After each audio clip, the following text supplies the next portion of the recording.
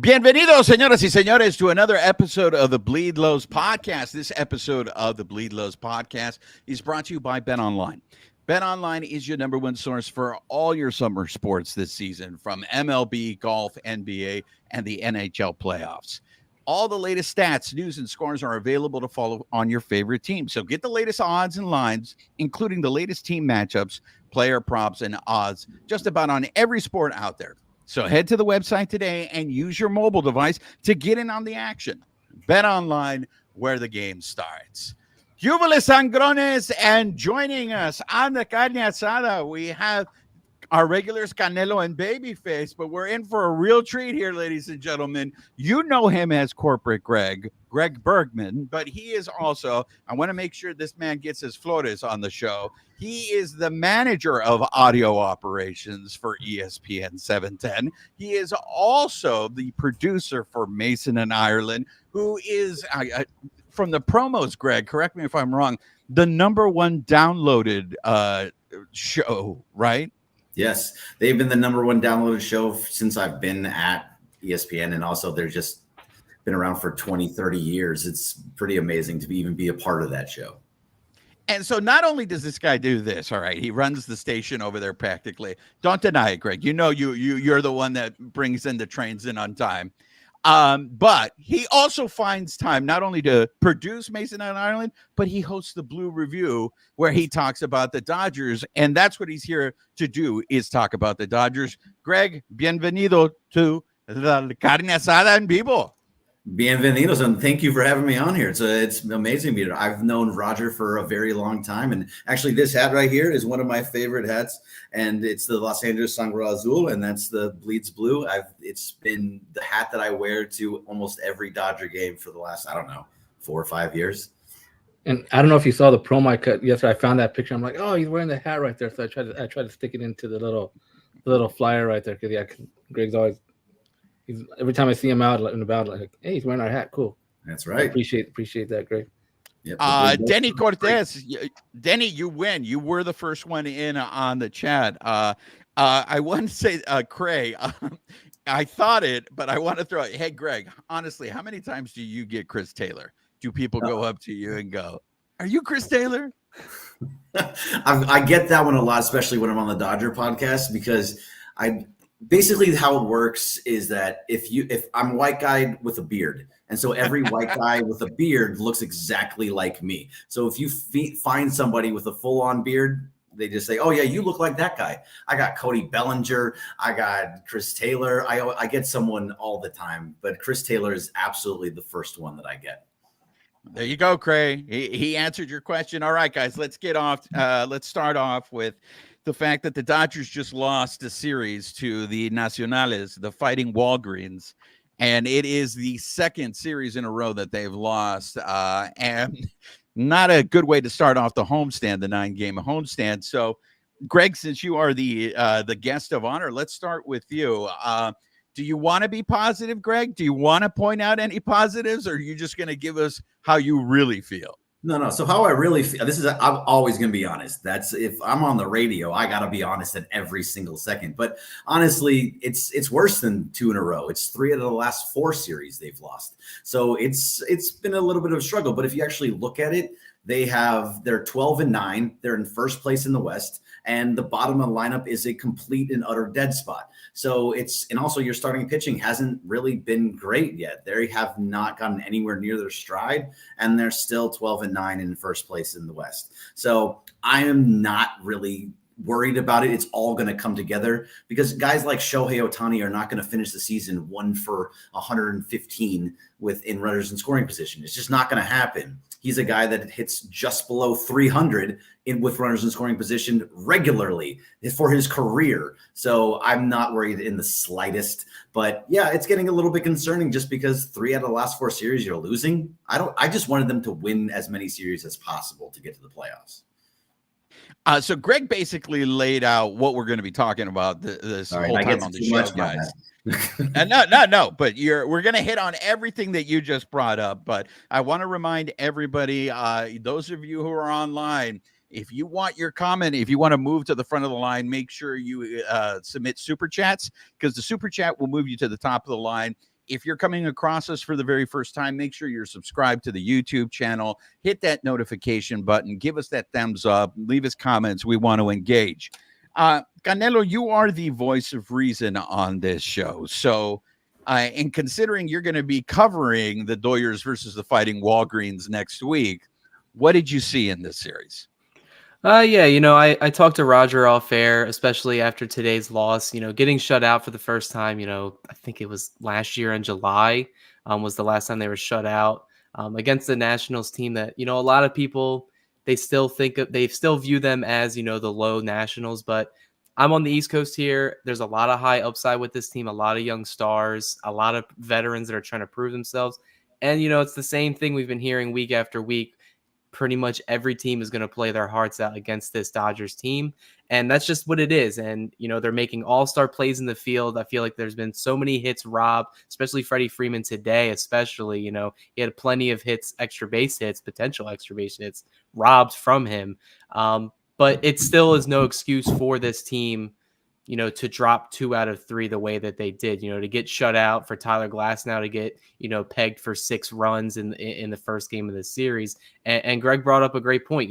I think the biggest issue the Dodgers are facing right now is the bottom of the order, whether you want to pin it on, his lookalike Chris Taylor, Gavin Lux, or James Outman. There's huge question marks there. And it kind of, for Chris Taylor, I wrote an article for the website at Dodgers Beat, and I said, this guy's in the middle of a 1 for 35 stretch right now. You have to get to a point where the Dodgers are going to have to step in and make a decision. Like, is he going to be a phantom IL? Does he have any minor league options? Like, what are they going to do with this guy? Because at the end of the day, if he is negatively impacting this team, and while I want Andy Pages, to step in the role, he is a rookie and he's still going to have time to grow. He's not going to, come into the league batting over 300. Obviously, we see he's only 1 for 7 so far to start his career. So not a good way to start the homestand, but, they welcome the Mets, but the Mets are hot as well. So we'll see what happens there. Look, I know we're going to spend a lot of time on Chris Taylor, but Canelo, I want to go to Babyface on this, because Canelo had brought up that the Nacionales were up to play the Dodgers, that we're always going to get the best. And, Mookie got a lot of crap for making that comment. But I have to say, I think if that is true, I think that makes the Doyers look really bad, because I know it's April and we're already having this conversation about urgency, and that people say they see no urgency with the Dodgers, but other teams that come in to play the Doyers do play with urgency. I think that's a bad look for the Doyers. If the Doyers they're professional Major League Baseball players. If they can't get up to play teams, then what's going on over there? Babyface, do you subscribe to that theory? Yeah, I think it kind of goes back to what we saw last year. And I didn't expect this from the Nationals. These young teams that are kind of young guns, right? They have these players that are, pretty good prospects, and now they're up in the show. We saw it with the Pirates and the Reds. And now we're seeing it from the Nationals. That CJ Abrams, he was killing them all series, right? So, guys like that just come out, they're just ready to play. They swinging first pitch. They were attacking. Every game, I think it seemed like CJ Abrams was attacking right from the start, right? So, the teams that are young like that, they run. It seems the Dodgers have troubles with those types of teams. And, we've said that, yeah, it's still early, but you don't want to have trouble with those types of teams, because one of those teams that is like that was the Diamondbacks, and they knocked you out in the playoffs last postseason. So you don't want a repeat of that going forward. Greg, the sense of urgency, is that a valid criticism of this team? It's a good question. I don't think so, actually, to be completely honest with you. I think they know exactly what they have to do. They're not worried about the beginning of April, and Mookie even put it that way. It's like they're just going to continue to play, and they're just trying to work out how it all works amongst themselves. They are going to go out there and play every single night. I don't think they get up or they get up or down for any team just because it was the Nationals. I don't think they're like, oh, we're not going to go out there and try hard or anything. I think it's the sense of urgency is that they know we have to get to the postseason. And when we get to the postseason, that's when we have to fully be at our best. And they're just not there yet. It's going to take some time. They're still trying to work out kinks with everything. Even your your lineup is even your middle to the bottom is still pretty somewhat new. Like Teoscar's just coming in and he's starting to fall off a little bit. He's not really getting as many hits as he was before, but he started off super hot, so that's not going to continue. I don't think the sense of urgency is a thing that they're worried about right now. To answer your question, it's all going to come. Let's kind of think about this. Circle back when it gets to like June 1st or the All-Star break. If it's still like this, yeah, then there's a problem. But if by that time they're 20 games over 500 and destroying the NL West, we're going to look back and be like, yeah, it was just the beginning of the season. Canelo, look, for me, the Show Pod series was different. And I want to transition to the Show Pod series. But the last thing I want to say about this Nationals series is I think the Dodgers just got beat by the Nationals in this series. That Irvin kid who pitched today, he pitched really well against the Dodgers last year. And I know everybody likes to say, well, this guy always kills the Dodgers, even though there's different players on the team every year. But this Irvin kid only gave up 1 run when he faced them last year. And then today he shut them out. And then Monday's game, I tip my hat to Glass now. I mean, he went 5 innings with Chorro. Now, for him to pitch 5 innings with Chorro, I think is impressive. But for me, Monday and today's game, the Dodgers just got beat. The Show Pod series, that's a different for me because they should have won 2 out of 3 in that series. And if they win that series, are we still in a panic about this team? I don't think so. And I agree with you as well. I think the first game of that Padres series was extremely frustrating. And, I shared my dismay about the outcome of that game on social media, because, Yamamoto gives up some runs early, but then the offense bounces back right away, gives them a nice, padded lead. And then the Dodgers bullpen, that's been another issue for them as of late, kind of just gives it up. And then they ended up losing in extra innings. So that right there should have been win number 1. And then, they win game number 2 and then they drop, Sunday Night Baseball, Mr. Irrelevant Profar goes off and makes Will Smith eats his words. But I think if they take 2 out of 3 of that series, this national series, we're looking at it a little bit differently. But me and Roger like to hate on the Padres, but I actually still had the Padres still technically making the playoffs in some sort with the wild card because at the end of the day, this offense for the Padres, they can mash. I think they're either 1 or 2 in runs scored right up there with the Dodgers for the last time I checked a couple of days ago. Their biggest concern was their starting pitching, and they did put Yu Darvish on the 15-day IL right now. But I already stated, with Dylan Cease, Michael King looked really good today. They have a decent rotation that's good enough to get them into that 80 to 85 win territory, which is all you need for a wild card now in the MLB's playoff format. So they're going to be a thorn. The Diamondbacks, they're not getting off to the best start either. They're going to start playing better. The Giants, I figured when, Blake Snell gets a couple more starts, they have a really good rotation. They have a decent offense. It's not going to be a cakewalk to the division per se, but, like Greg said, when we're looking in July, August, and when the Dodgers have a 15-game lead, these types of games we're not going to be looking back on, but it just looks frustrating right now. Nobody likes crapping on the Show Pods more than Babyface does. But Babyface, you should be thanking the Show Pods that they traded CJ Abrams out of the division. Because, that guy, he looked pretty impressive in that series. Could you imagine if the Show Pods still had CJ Abrams? They were going into that series against the Dodgers, the Show Pods were second in MLB in runs. I don't know how they're scoring as much as they are, because you would think you lose Juan Soto that your offense is gonna struggle, and the offense is carrying the Show Pods right now. Yeah, it looks like they might have traded the wrong shortstop, right? Of all their collection of shortstops, they traded the wrong one in Abrams. But yeah, that guy was impressive. If he'd still be around in the Padres, I think it would definitely improve that lineup. They do have a good lineup, and you have someone like Abrams in that lineup. But yeah, going back to that Padres series, that game where they had that was a 14 walk series, right? They had like 14 walks in one of those games, right? Like They should have gotten blown out in that Yeah. game. So I'm not counting that game was a loss because they should have gotten blown out there. But the first two games, I feel the Dodgers should have won. Yeah, I think they definitely, when they had that, was 7-3, right? So I think it was 7-3 lead, and the bullpen gives up, 5 or whatever it was to end up losing that game. That's something you don't expect. Your bullpen should be able to go in there and lock that down. 4-run lead, they should be able to hold it down. So, they've got issues throughout, kind of, the bullpen, the bottom of that lineup, and with them bringing up Baez now, hoping that he can kind of spark it, because I think when you go back to the top, Mookie's been on fire, Shohei's getting his hits, Freddie's kind of down. But if that bottom of the lineup was on base, by the time Shohei comes around, there's some runs right there. But Shohei's getting hits, and nobody's usually on base when he's doing that.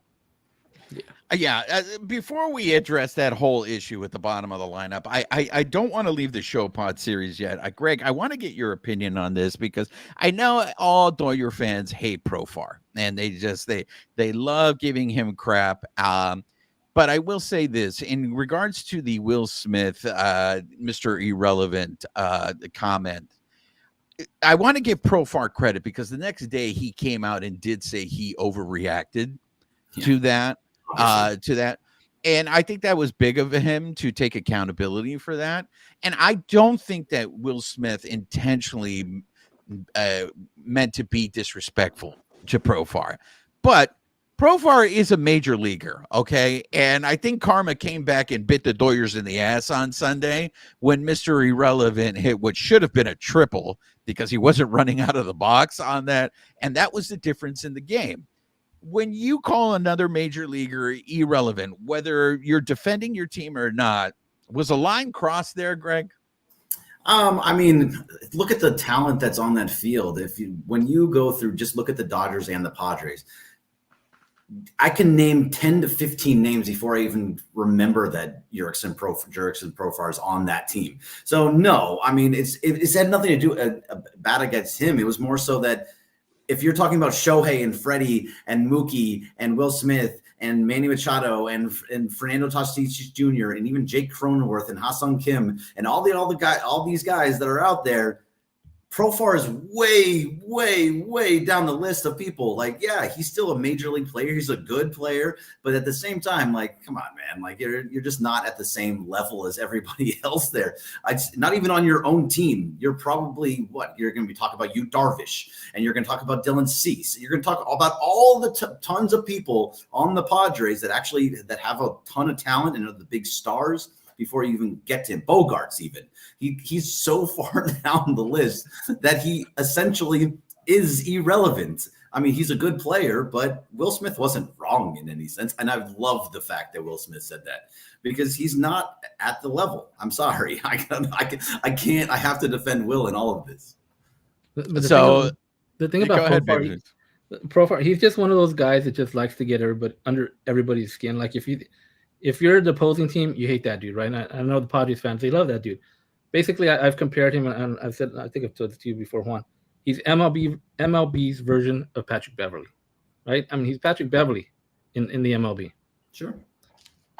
Yeah, but when Patrick Beverly was on the Lakers, I wasn't happy that Patrick Beverly was on the Lakers. I was like, what the hell's Patrick Beverly doing out there on the Lakers, man? He's not helping. I mean, I just... Look, the show pods thing, maybe it may be one-sided, this whole rivalry thing. But when you got Manny looking back in the dugout after he's hitting bombs, and look, guys, I get it. We hate Manny Machado, but that dude is good. That guy was struggling, and then all of a sudden the Dodgers series comes around, and his bat comes alive. But there is that level of intensity, and I think what happens, Canelo, correct me if I'm wrong here, the Doyers are so businesslike. They are so even keel, slow and steady, wins the race, that they're not going to get involved in this kind of stuff. And I feel like the show pods just come in there and they're wrestlers. They're professional wrestlers.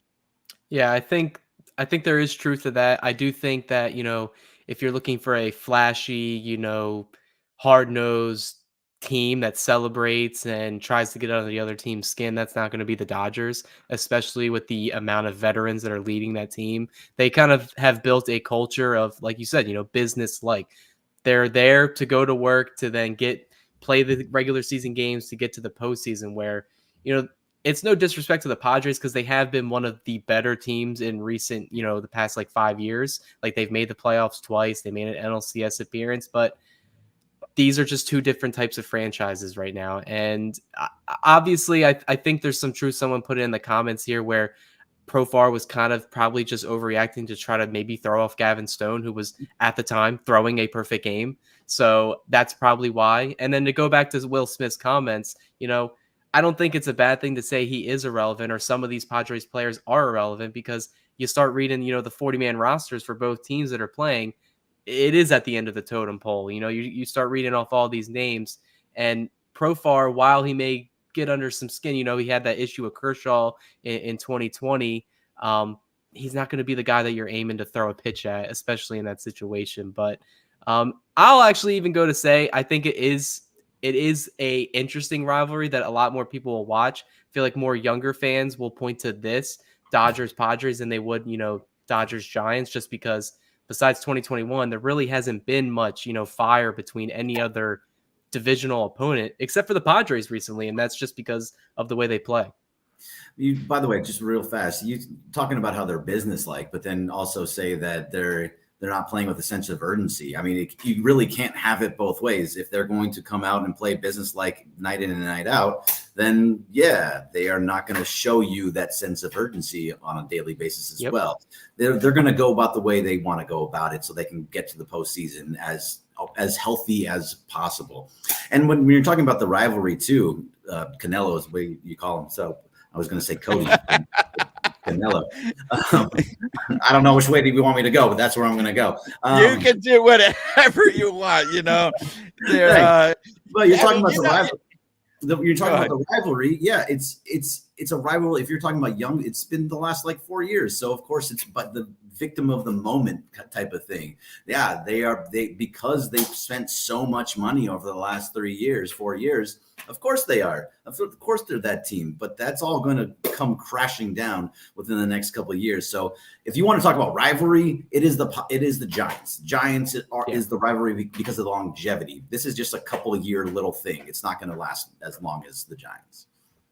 Greg, to follow up what you were talking about in terms of the urgency versus being businesslike, I think that's what the problem is because of the way they carry themselves.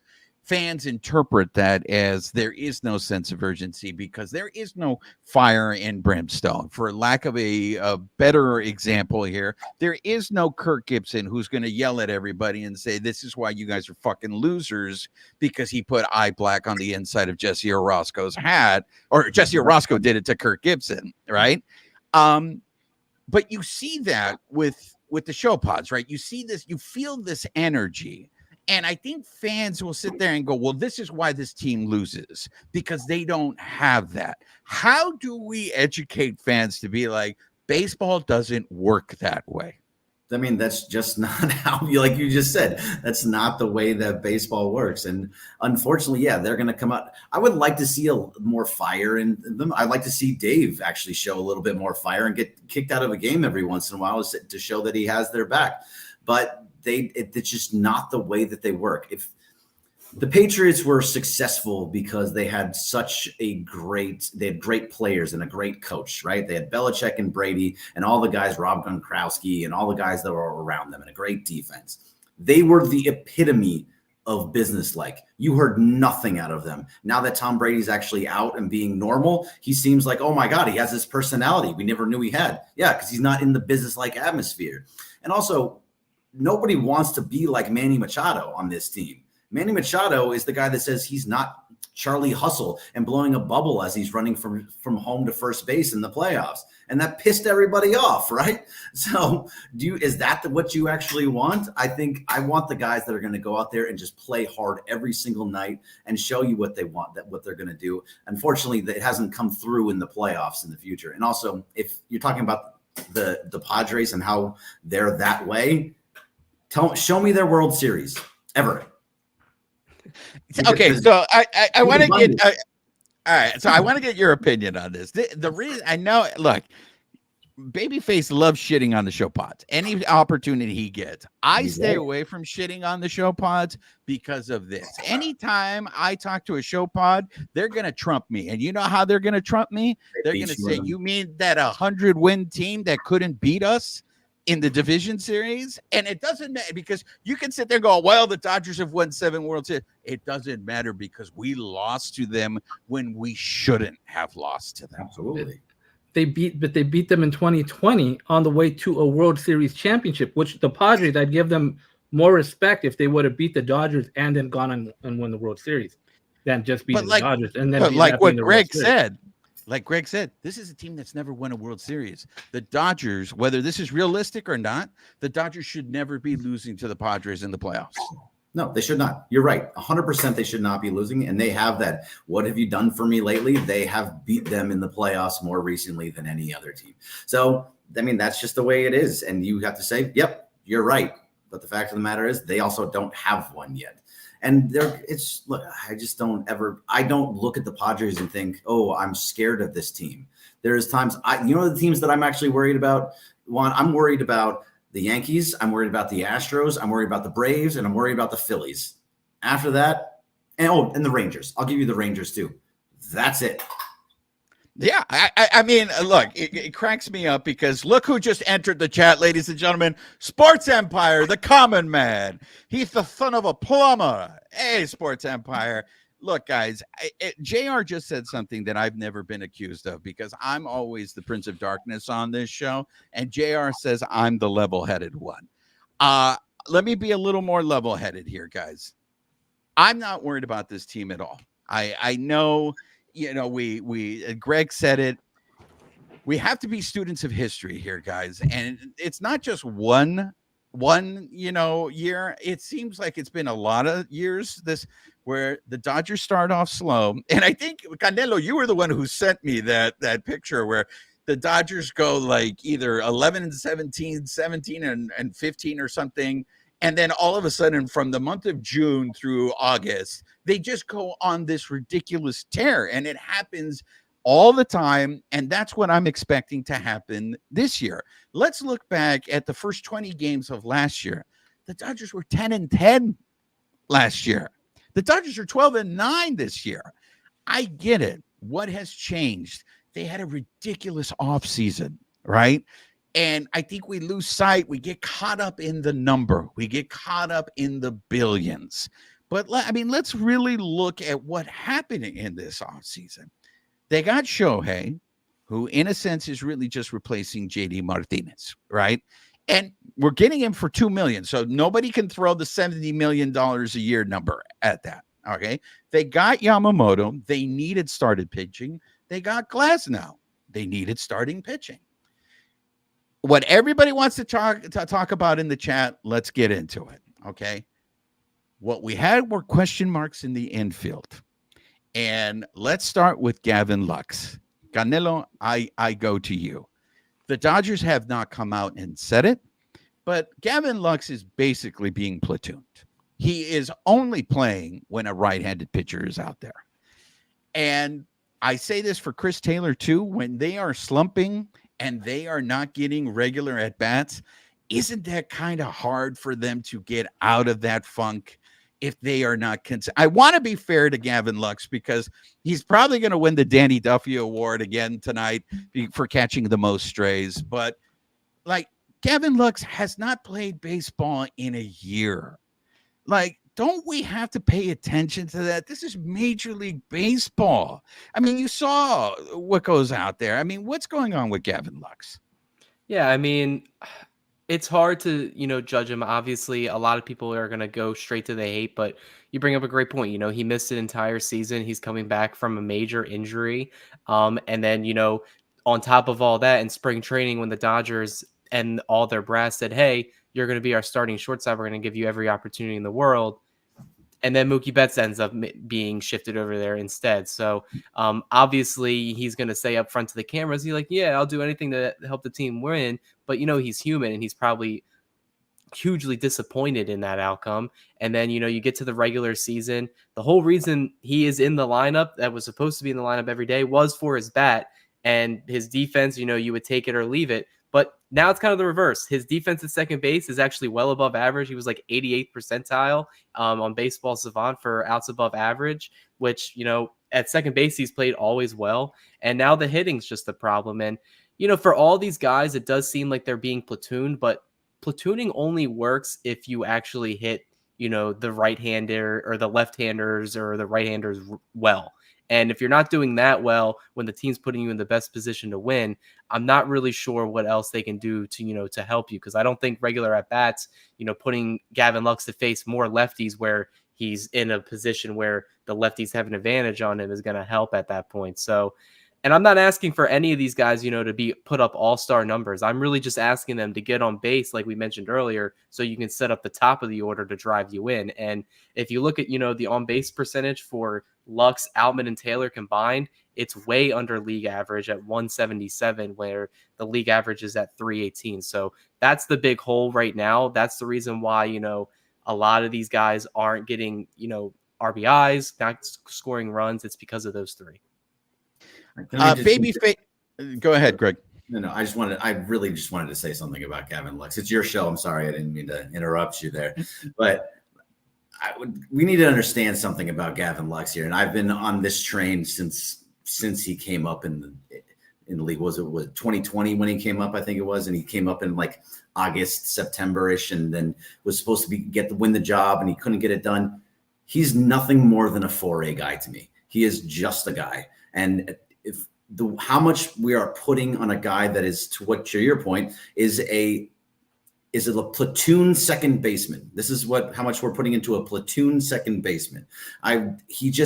He doesn't have what the Dodgers need right now, and I don't think he's actually very good. He has a decent glove at second base. He can't obviously play shortstop. He is a guy that only hits singles. He doesn't have a lot of power. He's not getting on base. He doesn't walk a lot. He strikes out a decent amount. I don't think Lux is very special in the slightest. To me, 4A guy, was really, really good in AAA, not good enough for the majors. So being able to move something on, whether you try and move him, whether you try and do something with him, he's not going to be a Dodger for the rest of this year. I think he gets moved at some point.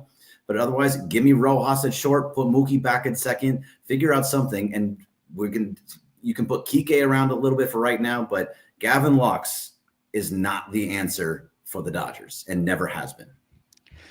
Damn, Greg, why are you so wishy-washy? I wish you would have a hot take and really tell us that. Oh, that's not a hot take. That is not a hot take. That is how you feel. Babyface, you've been in the clubhouse. You're looking at Gavin Lux. Is it? I mean, how can it not? But are you seeing mentally that it is getting to him? Because look, Chris Taylor to me is just completely lost, and I don't know if it's mechanical with Chris Taylor. But Gavin Lux looks like he is in between, and he's like not picking up pitches at all. What are you seeing when you go to the stadium to cover the Dodgers from Gavin Lux? Yeah, I mean, I don't know if it goes back to, he was kind of given the job at shortstop to start spring training, and then, a week later or whatever, they take that away from him. So since then, he's kind of looked like, I don't know, maybe just his head's not in the game. There was some plays in during the spring where it just looked like he was completely lost. And I don't know if that's affecting him now, just going forward. I mean, I would think, as a professional player, right, you want to play, right? But the team's, no, you can't play. You're not cutting it. So I would think that's kind of getting in his head a bit, right? I mean, it's only normal, right? But yeah, like you're saying, if they're platooning him now, kind of, they'll have him and then they'll even shift now Mookie back to second. I think that does kind of mess with those guys, and they do, like Greg said, they got to figure something out. Like, okay, are we going to move on from Lux and then just go back to that Rojas at short, Mookie's at second, and kind of just get with an everyday kind of feel for them? Because, moving these guys in and out, I don't think that's really going to help them much. It's been brought up in the chat. Correct me if I'm wrong, guys. Everybody is bringing up the tear that Michael Busch is on with the Cachorros of Chicago. But didn't Michael Busch play second base for a hot minute down in OKC? Now, I'm not saying that Michael Busch at second base was the answer, because I don't know defensively if that would have worked. But seeing what he's doing, and I know that's hindsight is 2020, but Greg, you nodded your head. Did the Dodgers maybe make a mistake, or maybe just didn't get enough for Michael Busch? No, I think they did the right thing. And Andrew Friedman, I trust implicitly. Everything he does, I feel like, is basically like 90, 95% success rate. So I absolutely trust him in that. Michael Busch I think, played second base for the Dodgers last year in the big leagues. So he was a second baseman. Correct me if I'm wrong, but I'm pretty sure he played second base last year when he came up. But the fact of the matter is, they got a bunch of really good prospects that they like, that are down in Double and Triple A, and they think that he was kind of blocked, because the way that it was supposed to be was that Gavin Lux was the guy at shortstop. He just got hurt last year, and everything was going to be okay. And Mookie was going to be the second baseman, and he needed at-bats in the big leagues. He was not going to get it here. So you move him and get some good prospects. That makes 100% sense. Now, he's hitting the ball of the park right now and playing all over the field. He was playing first base against the Dodgers. So you look back and you see it, and you see what he's doing right now and think, oh, he would have been so much better. But yeah, I think someone in the chat is saying it. Zaire Hope and a lefty pitcher seems like a win trade. You're absolutely right. That's exactly what it's supposed to be. I don't think it was a bad trade at all.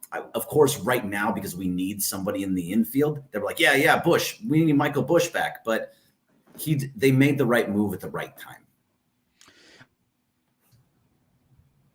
You forgot to unmute. You're on mute. Thanks. Appreciate it. All right. I guess I'm winning the Danny Duffy Award tonight. JR is right. I was down in Rancho this weekend for the Chaquetas night, and I got to see Zaire, and Zaire is playing really well. He's actually playing a lot better than Josue de Paula is down in Rancho, and that is low A. It's interesting to me, because I mean, I know the Dodgers have a lot of prospects, and in the end, the Dodgers may end up winning that trade. But Canelo, isn't it about now?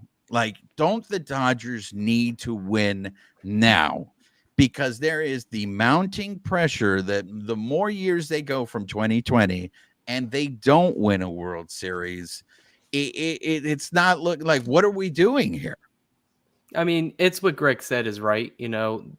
With the initial plan that they had in, December and January, it was, Lux at short, Betts at second, Freddie at first. And, I know if you can hit your position well, it doesn't matter how you field, but Michael Busch graded out pretty bad at third and second, and they saw him more as a first baseman. He played there at college. And, the Cubs needed a first baseman, and the Dodgers were looking to, kind of refresh their farm system a little bit. So I think it is a win-win trade. The Cubs get a guy that they desperately needed. They let some, free agents walk. They get a high upside younger player that has team control, and he's going off for them right now. And then the Dodgers, they're obviously, looking their chops right now, seeing that this guy's going off for them and the way Gavin Lux is going. But I still would make that trade, because at the end of the day, if Busch was still on this roster, he would just be on the Miguel Vargas role right now. He would probably be in OKC right now, maybe getting the call up instead of Andy Pages. But that's about where he was at, and the Dodgers kind of had to move on. We talked all offseason. We said, if the Dodgers aren't going to give him a shot, it's only fair to him that they give it an opportunity somewhere else. And he's just thriving in that moment right now. So, and I really think the Dodgers, I don't think they were competing with, Lux and Busch. I think it was, hey, do we keep Vargas or Busch? And they ended up opting with Vargas, who we haven't seen yet, but I imagine we'll see at some point this year. Look, guys, all I'm saying, and I know you swear by him, Greg, and Andrew Friedman can do no wrong. I am the one on the show that is, dare I say it, critical of Friedman. All I am saying is Friedman is human. He doesn't have a perfect track record. No. I want to say names like O'Neal Cruz, Yordan Alvarez, for the most part, I think he has a very good percentage in terms of trading away the right prospects. But I think I mean, Ohtani. Look, guys, I know that Federico is in a little mini slump right now. Okay. I know someone brought it up in the chat. I think with baseball or with any athlete, all of a sudden, and I'm not saying that Federico is going off the cliff, but you start to see them slow down and you start to sit there and you wonder, okay, how much more time do we have? Where it's like an Adrian Gonzalez thing where I was like, oh man, Adrian Gonzalez is going to hit forever. And the next thing I know, Cody Bellinger is here. And now Adrian Gonzalez, you don't have a position. I thought Babyface, correct me if I'm wrong. I thought this year the Dodgers were all in. So it's all about making moves that are going to help the team win. And they may not be making them now in April, but it does seem that these first 2 months is about gathering information about who's going to help them in the playoffs, right? Yeah, I mean, and the thing like with Bush, I mean, we discussed it. There was no spot for him at all, right? I mean, if he's not a second baseman, he's not a third baseman. Cubs have him at first. He's not going to play first in LA, right? So there was no spot for him at all. And the thing is, he may go to Chicago there and be really good this year, next year. And we're not even going to know, hey, how did the Dodgers do in this trade until like 2, 3, 4 years from now, by the time Jackson Ferris and Zaire Hope get up to kind of that level where they're ready to come up. But Jackson Ferris, a lot of people were talking about him as being, this guy might be top 3 prospect next year already. So it's still a ways away. And for, if Bush continues to hit how he's hitting, we're going to keep hearing it, but it's too early to tell. I mean, for right now, for maybe the next couple years, yeah, maybe the Cubs won it, but in the long run, we'll see what happens with Hope and Ferris. We're talking about prospects, so let's just talk about 2 prospects that made debuts this week. Let's start first with Andy Pages. Greg, what did you see from Andy Pages? So I saw that he got that first hit on that first pitch and tied Chris Taylor with the same amount of hits on the season. So that was pretty cool. But besides that, he didn't really do much after that. He had a nice catch in center field. What I like about it is that he's going to come out. He's going to be aggressive in the bottom of the lineup and really try and get on base. I mean, he plays center field and right field for the most part. So you can now move Teoscar back to that left field spot where he originally was. I just want him to kind of calm down. It seems like he is at a point where he is just pressing a little bit and trying to show who he is. He's going to be a good player. He was tearing up AAA, and so he will get that point. And I love the fact that Dave said he's got some runway. He's going to be able to be up there for a long time, especially with Hayward still like kind of struggling to get back. So it'll be good to see him get those in and out games in and out. He's not going to be a platoon guy from what it sounds like. Lefties and righties going to face them both. But I thought he's been fine. He does need to calm down a little bit. There was one thing that Jessica Mendoza said the other day was that the day that he came up, was that yesterday? Said that on his third at bat, he was going to take the first pitch. He needs to take a few more pitches. Like he's swinging at pitches early and being a little bit too aggressive. I'd like to see him just kind of slow down a little bit, and it'll come to me. Let the game come to him, and he'll be fine.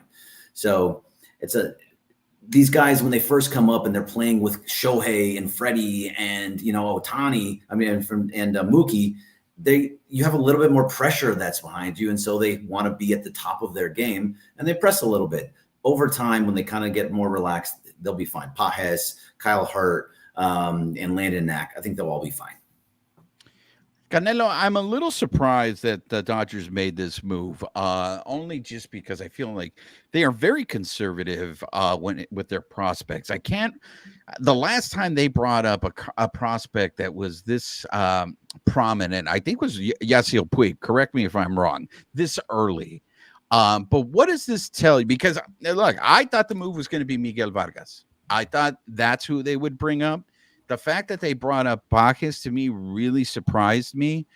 What does that say to you that we are in the middle of April and the Dodgers are bringing up a prospect and are committed to give him significant playing time when you have veterans on the bench? Yeah, I think me and you, especially because we've had conversations off air and on this show about, Pages' future on this club. And I went out and said that come October, he will be starting somewhere in the outfield in playoff games for this team.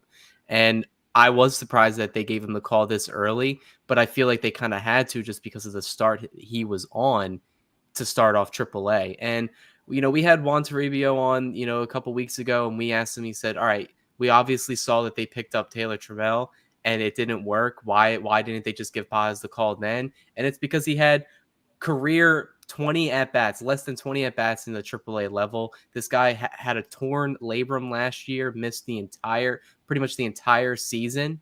And, he adjusted his body, he adjusted his weight, he lost weight, he adjusted his swing to kind of compact that, that shoulder that he injured. And, entering camp this year at spring training, we all saw the start that he got off to, blazing hot. The Dodgers still optioned him to minor league camp, and they had this plan set forth with this prospect. They said, hey, we're going to take our time. I don't know if maybe they panicked or maybe they just thought he was ready and that he was ready to come up to the MLB and, make his debut. And I'm really encouraged in where they're going to give him the runway to go and try to win a job. Because I feel like if he starts playing really well in these next 3 weeks, and Dave Roberts already said he's not just getting starts against left-handed pitching, he's getting starts against right-handed pitching, left-handed pitching, and he will be starting whether it's in center field, right field, or left field every single day. And he has a chance to force the Dodgers' hand and have them make some decisions when Jason Hayward is ready to come back, if Chris Taylor is still struggling, if James Outman is still, striking out a ton. Like he can force their hand, but it's a lot to put on a rookie though. But I feel like he can live up to it. I would say you brought up, it's the first time that they've brought up a rookie. They called up Cody Bellinger pretty early in 2017, and it was kind of a similar situation. The Dodgers were, in a downward spiral in the beginning of the season. They call up Bellinger, and then pretty much from when Bellinger got called up, they went on a run, and Bellinger was a huge part of that lineup. I don't think they need Pages to be that. They just need him to be someone that plays really good defense and can help solidify the bottom of the lineup that'll allow, their perennial MVPs and all-stars to take care of business. Babyface, the fact that they brought up Bacchus, does this mean they know something about Chris Taylor? I know those in the chat are saying that Chris Taylor is cooked. Do the Dodgers know something about Chris Taylor that they're not sharing with the rest of us? And I also just want to keep this in mind, have everybody keep this in mind. Last year, Muncy started off like crap. And then he went on a phantom IL, and then he went down to the minors, and he was working on that new batting stance where he would do the step back. And then he was a different player when he came back up. I know I've heard some conversations. I know a few years ago, the Dodgers, I don't know if the Dodgers did this or if Chris Taylor himself revamped his swing, and then we started seeing the uppercut swing. Is it a mechanical issue with Chris Taylor, or like what is going on? Can Chris Taylor be fixed, or is the Bacchus move because they know we can't depend on this guy? I think calling up Bacchus does two things. I think, that bottom of that lineup has been horrible, right? That 7, 8, 9 spot. So they're hoping Bacchus is really hot right now in OKC. Hopefully that translates, when he comes back into the show here, and it sparks that bottom of that lineup, right? That one, and two, it's competition, right? And so Chris Taylor, we got this guy coming for you, right? Kike Hernandez, we got this guy coming for you. James Outman, we got this guy coming for you. So I'm thinking it's going to spark that competition between those guys, and it's going to make all those guys better, hopefully, right? That's kind of what you want to get out of there. But as far as what we're seeing from Taylor, right, a lot of people are saying, like, get rid of the guy. They're not going to get rid of the guy. They might put him on IL, but they're not going to cut the guy or whatever. Chris Taylor is one of those core guys, from going back now to 2017, that has so much respect in that clubhouse, and they're not just going to cut him loose. They're going to give him as long a leash as they possibly can to try and fix what's going on, and whether that's going on the IL for a bit, he goes and does some rehab, goes to Arizona to work on it, but they're going to give him a long leash to figure things out. Greg, is that what we're looking at with Chris Taylor? Or is a phantom IL stint coming up, and they're going to let him try to work things out in the minors? seems likely, and sorry for the crazy. Greg's at the club, everybody. So there's a club going on back here. It's a crazy studio back there, but I don't know. It's my TV. It's making weird. It's distracting to me, so I'm sorry it's distracting to you. But no, Chris Taylor is a guy that has always been a huge strikeout guy. He's a guy that has a very big uppercut swing and is going to strike out consistently. What my issue with Chris Taylor is, and I hate being associated with the look of him because of how he's playing right now, but the matter of fact is he is not somebody that is playing well, and I don't know when it's going to get fixed. Oral Hershiser said something that I thought was interesting, that they're going to give him 100 at bats. Well, I don't know if I can wait till 1 for 100. It's just not something that I see happening. The Phantom IL seems likely, but the other thing is Kike Hernandez and Chris Taylor are basically the same guy. They're both right-handed. They're both utility players. They both played pretty much wherever, but now Kike can play more infield than Chris Taylor can anymore. Chris Taylor is mostly an outfielder now and doesn't have the positionality that Kike does. At some point, they're going to have to make a decision between the two of those guys. And I think they will choose Kike in this situation because he comes through in bigger senses in the playoffs. He comes through bigger when you kind of need him. So CT3 has just a very short runway left, I feel like. And I think that's why we're seeing him in the lineup a lot too. But it's like, hey, we're going to give you as many at bats as we can early in April. And if you can't figure it out, then we're going to either DFA you or your Phantom IL that you're talking about. Something is going to happen with CT3, and he's not, if he doesn't start hitting and start hitting soon, he's just not going to be here anymore. One of the things, Canelo, you had mentioned this earlier, and I just wanted to point it out that the Taylor Trammell thing didn't work out. I don't even think they gave that guy a chance. Like, I wasn't even expecting anything from that guy because the guy in 3 years has hit under 200. I know the Dodgers picked him up because he was a lefty, but I think he only got in on Monday's game. He might have pinch ran in another game, but in terms of at-bats, I think he only got in on Monday's game. So I don't understand that move. Like, if you were going to do that, you might as well have brought up Bacchus earlier. Yeah, I guess their thought process was saying, hey, the Mariners DFA this guy. Nobody's going to claim him. Let's pick him up. He's a left-handed, defensive specialist that we can just plug in out there. Maybe the Dodgers can work their devil magic and maybe make him hit. Well, the one game they let him play, he couldn't hit 88-mile-per-hour fastballs down the pipe. So I think they realized that they weren't going to fix this guy. So I think that's why they were so quick, to DFA him on their terms. So it does suck for him, but he was a plus defender, but he just was a below average hitter, and the Dodgers, they need hitters right now, especially at the bottom of that order. So, and they feel that Andy Pages gives them that best shot, and then maybe in another week or two, maybe they feel, Miguel Vargas, it gives them a better shot than Chris Taylor. And then something happens with him, like Greg's been alluding to. Babyface, Landon Knack made his major league debut. And they played Return to the Mac at the stadium today. Did he earn a second start for you? What did he do? He went 5, gave up 2. No, he went 4. He went 4. The Dodgers are allergic to going. Starters are allergic to going 5 or 6 on this team. He went 4. I mean, he got jumped right off at the beginning, right, and then CJ was hit that home run. I mean, he was able to, get out of that inning, 2 runs, right? We've seen what's happened before, like the Gavin Stone, Yamamoto, right? They get hit in that first inning, and they just spiral out of control, and they can't even get out of it. So give him credit for getting out of that and then continue, for the rest of the, couple more innings. I mean, yeah, I think we're definitely going to see him again. I mean, I don't know if it'll be next time around. I mean, Walker Buehler is going into a rehab tomorrow.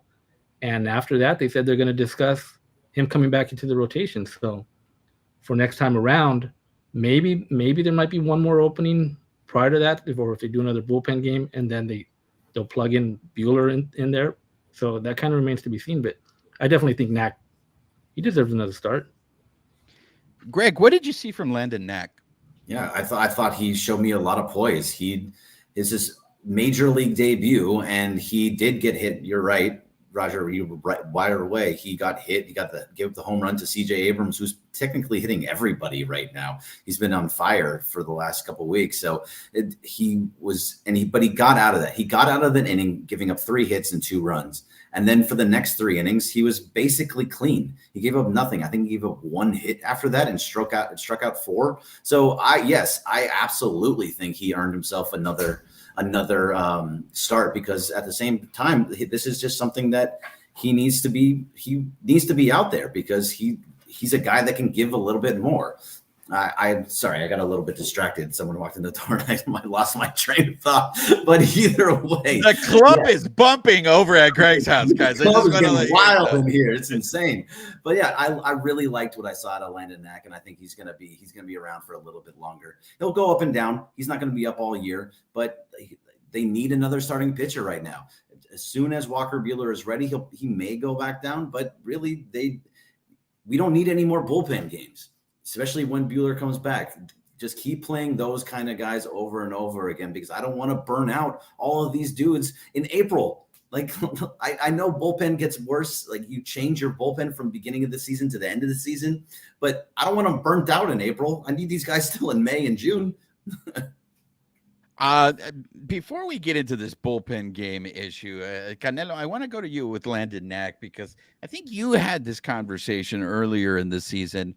He is a little bit of an older prospect, and I think it's whether it's fair to him or not, he has a lot to prove this season, because if you don't see something from him, I don't know if you have room to keep him to continue to carry him on the roster.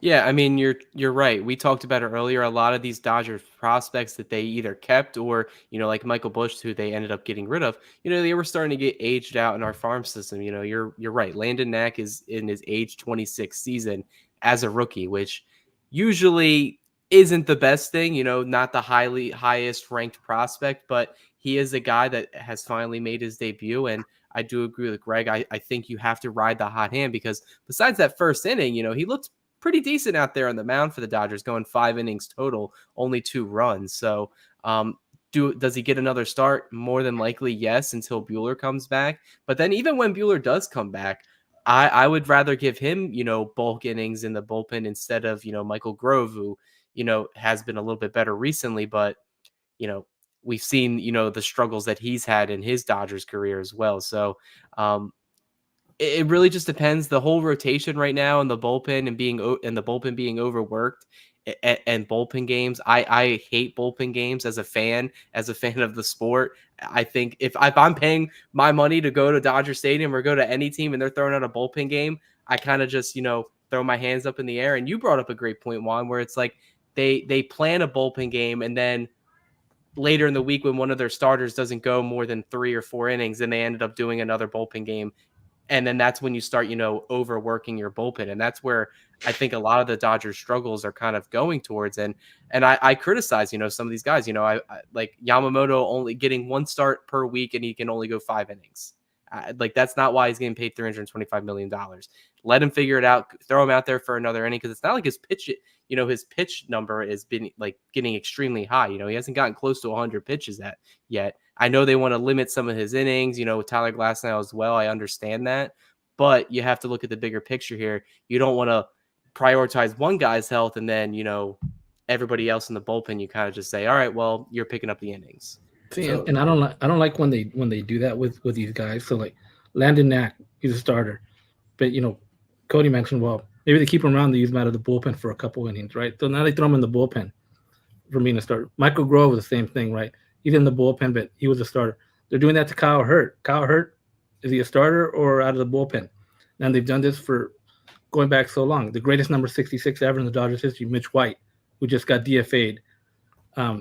They did it to him. They did this to Ross Stripling. I mean, you could go back and back where these guys don't know if they're a starter or they're coming out of the bullpen. So it's like, I think they gotta fix that somehow. And okay, the only guy that can do it right, and that we should give a lot more credit to, is Ryan Yarbrough. That is the super reliever, because he is actually probably Andrew Freeman's favorite pitcher, because he is what they wanted Ross Stripling and Mitch White to be. A guy who could start games and a guy who can come into the bullpen. And that's why like, if I was planning a team, I probably wouldn't do that because it doesn't really make sense with their development. But that's just what the Dodgers kind of what they've done in the past. So if they think Landon Knack is fine at this level and they want to keep him up here and still get innings, they'll do it that way. But if they still view him as a starter, they'll option him to the minors. That way he can get, his starts every 5th or 6th day. So Cody, let me ask you something real fast. So you want to see Yamamoto take more pitches or more innings. You want to see all these guys go deeper into the innings. What was the biggest problem in the postseason last year? Pitching. Probably the starting pitching. Starting pitching, right. So do we want to use up all those starting pitching innings that we need in April, May, or do you want them to be healthy and ready to go in September, October? I mean, obviously you want them to be ready in October, but I think asking them to go at least one more inning isn't going to kill their arms. So I would, and I'm not trying to like put you on the spot here either, but to me and how I feel about this is I'm totally fine with them only going 5 innings right now. These are your starting rotation right now, and we can go completely down the list. Tyler Glasnow is a guy that is injury prone, has been injured most of his career, has never pitched over 120 innings. Your number 2 is Bobby Miller. He's now on the IL and is going to have to come out. He's also a young guy. So then it's Yamamoto, who's been in Japan, always had a 6-man rotation and needs that extra little bit of rest. And then you have Gavin Stone, who's another young guy that's been a little bit up and down, pitched really well in his last outing, but was not pitching so well before that, getting a lot of guys on base and not pitching as well as he could. And then James Paxton is another guy who has been injured. So, and then when Walker Buehler comes back, he's coming off of his 2nd Tommy John surgery. Dustin May's on the IL. Tony Gonsolin's on the IL. We need this pitching staff to be at its full strength when we get into that September and October. If that means losing a couple innings in April, May, and June, I'm totally fine with that. If you want to go to this 6-man rotation when they bring everybody up, and I see here Sheehan is injured too, that's another guy that's injured. So I completely understand what they're doing, and I'm totally on board with it. Yeah, we paid Yamamoto $325 million, but what he has to get done is get done in October. And so if he's going 5 innings here and throwing 80, 85 pitches, totally on board with it. What we've seen from the Dodgers over the last few years is that they're amazing in the regular season and then fall apart in the postseason. This has to be the year that it changes. With the amount of money that you spent, bringing in Shohei Ohtani for $700 million, him deferring $680 million of all that money, they need to win and win this season. So all those guys need to be fully healthy when it gets to October. Look, Canelo, I'm with you. I subscribe to the Ozzie Guillen school, which is you go to your starter, and I don't care what's happening. You're giving me 6 innings. You're giving me 6 innings. I understand your points, Greg, but it's not like we got Tommy Lasorda over there running Valenzuela into the ground. Major League Baseball, on a whole, I think has done more than enough to try to protect these pitchers. So much so that Nolan Ryan, I think, got run out of the Texas Rangers because Nolan Ryan was trying to revert the pitching staff to the old ways where they could go longer into games, where starters could go longer into games. But overall, the front office don't agree because the philosophy is, and look, there's many factors contributing to arm injuries. I think it was Alex Wood who had said, he's like, these guys throw year round. That's another reason that could be contributing to these. But I feel like they do everything possible to try to keep these guys healthy and limited. So maybe another way to do this, for me, it seems obvious, is a 6-man rotation. The Dodgers, I know we've talked about this before. The Dodgers refuse to, commit to a 6-man rotation. I think going into the season, these were planned bullpen games. I feel they knew they were going to have bullpen games because they want Yamamoto pitching once a week. My concern to everything that you said, Greg, is all right, we're going to have our starters ready to go. And then come the playoffs, the pitch count is high. They're out in the 4th or 5th inning. We've seen it before. And the bullpen, Brandon Morrow, I feel so bad because Brandon Morrow had a great season. in 2017. He was absolutely fantastic, and he got run into the ground. And by the time he was in the World Series, the guy just had nothing left in the tank, and he was a huge leverage reliever for the Dodgers that season. So if you look at what the bullpen looks like right now, there's really 4 guys that I need that is currently on this bullpen right now that I need to be healthy. And I don't know why I say I. The Dodgers need to be healthy in the postseason. And it's Evan Phillips, Joe Kelly, Ryan Brazier, Daniel Hudson. Those are the 4. And with Blake Trinan is just right around the corner. So everybody else that's in there, your Connor Brogdons, your Alex Vesias, and all those other dudes, you're going to kind of let them take the brunt of all of it right now.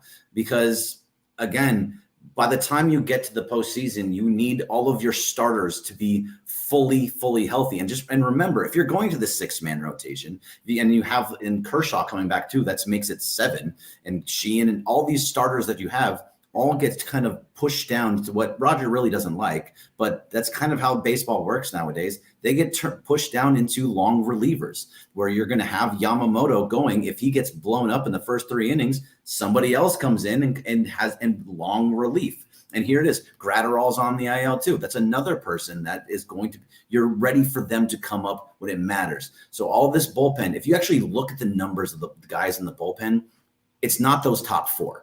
It's all the other guys below it that are getting blown up.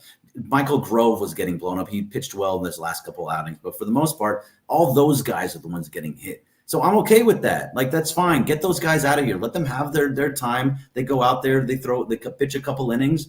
But, Nick Ramirez looked good. Again, these are just guys that are going to get through the first couple months of the season. The big name guys, the big name relievers will be there at the end of the season. And to your point about the starting pitching, it's right now. It's 4 or 5 innings right now. They're going to build up and build up and build up. Eventually, they'll get to 6. And if they're pitching like Tyler Glasnow was pitching, and not this last start, the start before, he went 7 innings. He only 88 pitches. So those things will come with time, but they're not going to let them get too far now so that they're fully healthy by the time the postseason comes, because they learned over these last few years of what the problems were, and they're going to do everything they can to keep them healthy. Absolutely. So we're gonna wrap things up here. Roy, let's take a question from you so we can wrap things up. What is the biggest difference between old-time pitchers when complete games were commonplace and today's pitchers who can only go 5 to 6 innings? At this rate, 20 game winners will be an anomaly. Who wants to take that one? Oof. You want me? Go ahead. I'll go straight into it because the entire dilemma of the pitchers of now and the pitchers of then, it's a big difference between those. And I think we are starting to see more and more as years go on, these starters, especially in the Dodgers, they're not training these guys to go deep into the games. They're training these guys, give me your hardest 110% energy in these first 3 or 4 innings. If you are cruising through, maybe once you've reached the third time through the order, we don't care how good you are. You're coming out of the game and we're going to somebody else that they can put their 110% energy in. And that's not just what the Dodgers are doing. That's what pretty much all of baseball teams are trying to do right now. Some teams pioneered it, like the Tampa Bay Rays. The Dodgers, they pioneered it with more money and development. But yeah, I think you're going to start seeing, innings, you're going to start seeing, no more 300 strikeouts, no more, more than 200 innings pitched, 20 wins, maybe just because, you don't really need to qualify many innings for a win. If you're on a really good team, they can get you that win. But yeah, it's a whole different philosophy in pitching right now where teams value stuff, velocity, and, that entire energy and output that you're putting in, where back then it wasn't like that. It was like, hey, I'm going to get this ball. Nobody else is coming into the game. I'm going to go inning 1 through 9 and get through it. So back then, the style of pitching was more along the lines of like a Greg Maddux and even Kershaw for the most part. They were pitchers. They were pitching to specific spots at the dish. They were pitching to specific places, and they weren't throwing 103 miles an hour. Nolan Ryan was an exception. They weren't throwing with the spin rate at like 2,000 RPMs. What they're doing, what you're learning in high school is to throw as hard as you possibly can with as much spin and as much, movement on your pitches. That wasn't like that back in the day. And that's why you're seeing so many Tommy John surgeries as well, because you're putting so much torque into your elbow that they just weren't doing back then. You didn't see guys like Jacob deGrom throwing 103 miles an hour or Dustin May throwing 101, where it goes from one side of the plate to the other side of the plate consistently. And so it's just a different style of pitching, and you're taught to Tyler Glasnow talked about it with Chris Rose actually just recently, saying that I was always taught him what I thought was throw as hard as I possibly can. I've never been able to dot pitches. And that's the difference between then and now. They were taught to throw to spots instead of throwing as hard as you possibly can for as long as you possibly can. Yeah. Absolutely. I mean, what do we hear Andrew Friedman say all the time? We're looking for guys that have swing and miss stuff. And look, part of the reason I think, other than the control issues, but a guy like JP Feyereisen, who was only throwing 91, nowadays, that's not going to play in the Major League Baseball. These guys are just too good. And I know that there's been a lot of people advocating bring back the sticky stuff to try to even things out between the players and the hitters and the pitchers. But it is. I don't think we're ever going to go back. I know they're going to start to look at it with the rash of pitchers injuries that's happening. I know they're going to look at it, but I don't know if we can go back to an age where we pitch to spots, because I think these hitters are just too damn good. I mean, I go back to that Friday game when Brazier threw an inside pitch and Tatis pulled his hands in and was still strong enough to hit it into the pavilion. I mean, you got to tip your hat off there. Tip your hat to Tatis there. I mean, that's just the hitter beat you on that. So that's going to do it for this episode, guys. We want to thank the great corporate Greg for joining us on the show. The man wears so many hats. He was in the club, and he took the time to do the show. So I want to thank him for that. Before you sign up, did we have a winner or no? No winner today. For the Danny Duffy Award? Yeah. I mean, did you see the comments? It's back-to-back again. Chris Taylor went. Yeah, congratulations, Chris Taylor, the first back-to-back winner of the Danny Duffy Award. Greg, so on the show, we give an award to the person who catches the most strays. And so before this, on the show, everyone would take a shot at Danny Duffy, and it was because he never, unfortunately, pitched for the Dodgers. So whoever catches the most strays on the show wins the Danny Duffy Award. So for the second week in a row, Chris Taylor has won the Danny Duffy Award. He deserves every single one of the strays, so I get it. So again, we want to thank you guys all for joining us. A big thank you to Greg. Greg, where can I think half of the people on here already follow you anyways, but anything that you want to shout out? Yeah, obviously listen to 710 ESPN every single day. You can listen from 10 a.m. to 7 p.m. to go through the whole lineup there. But yeah, go onto the ESPN LA YouTube channel every morning, Monday through Friday, for the Blue Review, where me, Marcus Grant, and Parker Bell talk about Dodger baseball, just like you guys are doing here. So we can share audiences. Happy to send them your way, and please send them my way as well. We do this exact same thing and just talk nonsense in Dodger baseball. So that's about it. Thank you very much for having me. Canelo, you want to give you an update for your adult men's softball / hardball league? Have you gotten good enough weather to play yet? Yeah, it's actually getting nice and 60-degree weather here on the East Coast. So that's like summer for us right now. So I already told Roger my elbow's starting to hurt a little bit. I don't know. Maybe I gotta get Tommy John now. So, but UCL. It goes. It'll go. We're going to lose Canelo. All right. So, guys, if we have any new people on the show, please make sure you're subscribed to the podcast. Make sure you're subscribed to the YouTube channel. Give us the thumbs up. Write us a review. Rate us. Spread the word. Babyface, any business that needs to be thrown out there before we wrap up? No, just like you said, hit the thumbs up, hit the subscribe button, and help us out on the YouTube channel. Appreciate it. All right, everybody. For Greg, Canelo, Babyface, yo ha sido su servidor Juan Ramirez. This episode of the Bleed Lows podcast has been brought to you by Bet Online, where the game starts. Nos vemos.